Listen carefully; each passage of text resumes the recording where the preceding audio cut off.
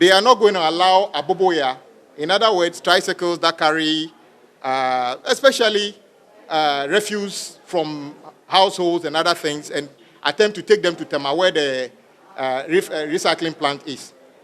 My brothers and sisters, you are aware the reason the aboboya are doing that is because that is where the treatment plant is.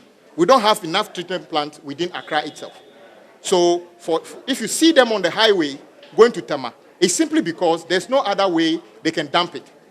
So if the minister says somewhere next year they are going to stop them, let him be aware he's overstepping the authority under his watch. There's no law in this country that gives power to a regional minister to determine which vehicles drive on which roads.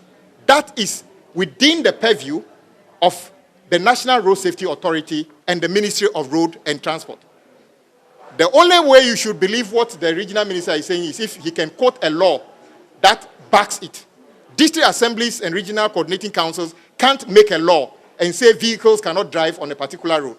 Indeed, I would have expected that we could even have a cycle lane along the motorway. So somebody who lives in Tema, who likes biking, can ride the motorbike or bicycle from Tema to Accra. We don't have that one now. That is what we need to be looking at the moment.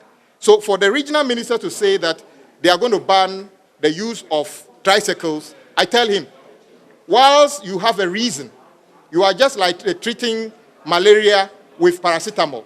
The real cause is that the person has got malaria in his body, and painkillers don't cure, malaria. You need to treat malaria itself, then the pain will go. There's no law in this country that gives the regional minister that right to say that they are going to ban aboboya on using the motorways. There's no law in this country.